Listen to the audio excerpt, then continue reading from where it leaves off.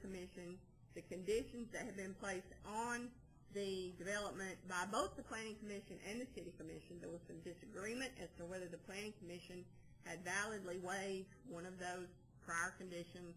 But in the end, the commercial development piece was put on the agenda. The commercial piece did obtain approval.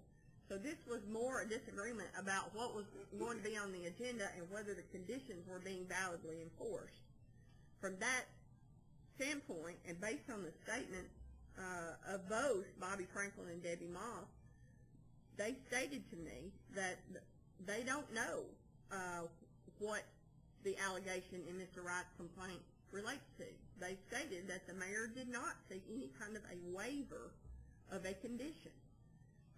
And on that basis, I concluded that the allegations in this paragraph had no factual merit. It was a confusing situation, but the mayor did not try to get any waiver of any condition from staff. She was trying to find out how one piece had gotten ahead of the other in violation of the prior conditions. And so that is my conclusion based on statements both from Bobby Franklin, Debbie Moss, and Mayor Elam.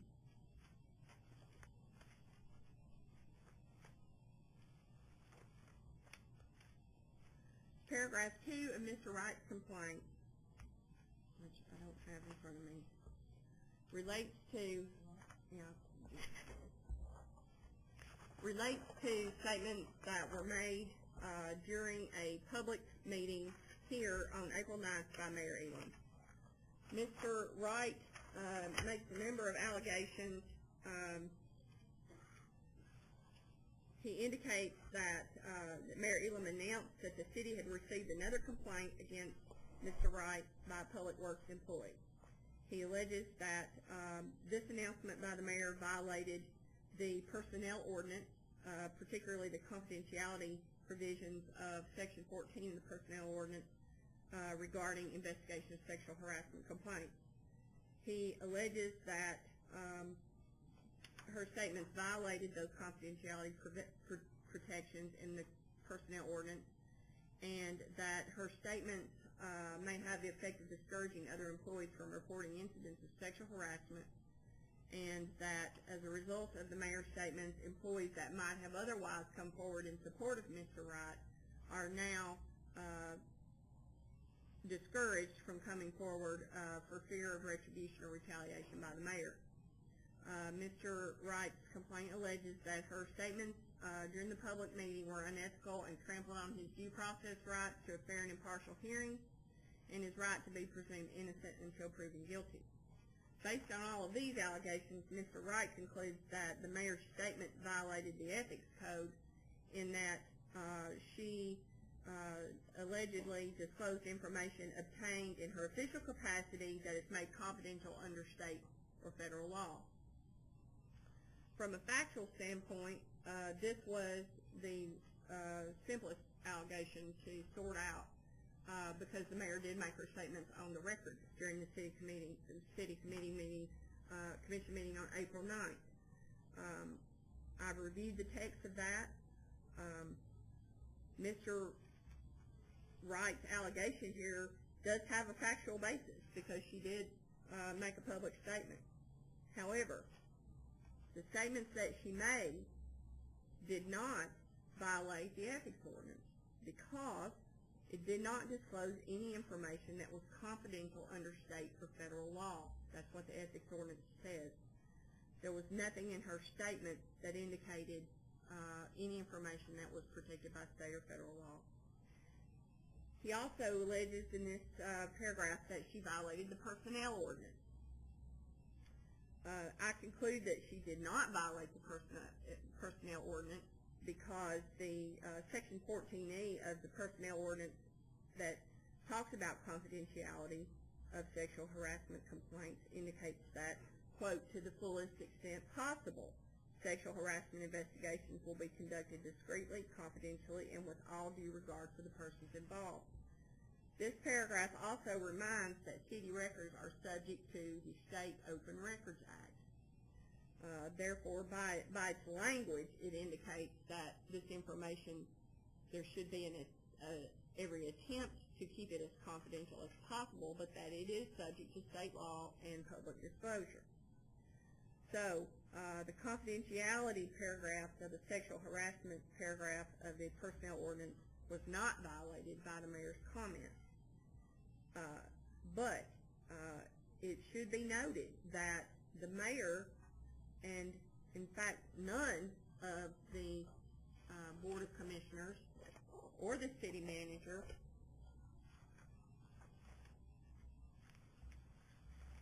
or members of appointed boards and commissions or consultants or the city attorney or independent contractors or even the city judge is subject to the personnel ordinance by the language of the personnel ordinance itself.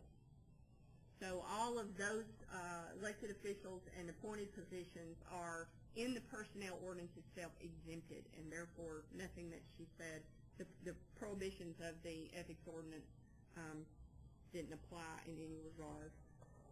For those reasons, I concluded that there was no violation of either the personnel ordinance or the ethics ordinance based on the public statements that were made.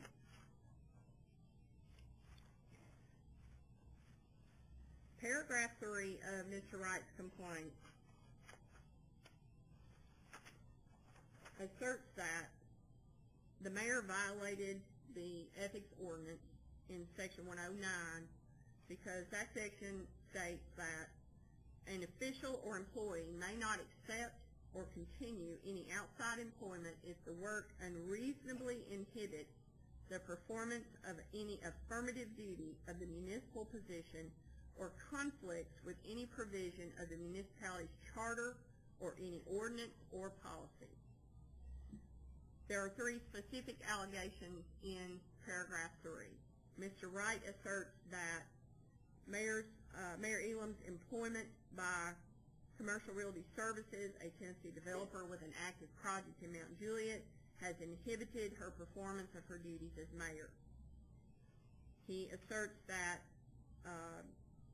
her employment has made it impossible for her to separate herself from the interests and preferences of her employer in matters of zoning changes and in city policy on development standards, including architectural and signage requirements.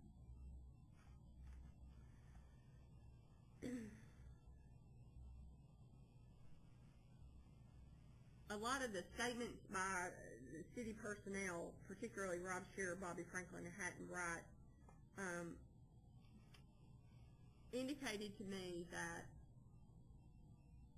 they share the opinion that many of the actions taken by the mayor since September of last year regarding planning and development are somehow influenced by her employment by Commercial Realty Services. Mr. Wright, though, stated that he didn't think her duties as mayor were inhibited by her employment, but he felt that she now oversteps her bounds because of the interest of her employer in the community.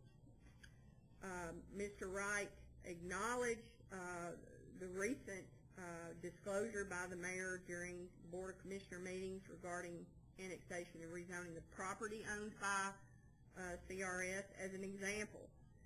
He acknowledged that she disclosed the interest as she's required to under the ethics ordinance during the public meeting and prior to the vote, but he generally objected to her being able to participate in any way in the discussion, and Mr. Shearer also stated that her employment and her duties as mayor have collided and that she has an influence over city policy, a vote at the city commission level, influence over employees, and when she makes requests on behalf of a development, employees get confused.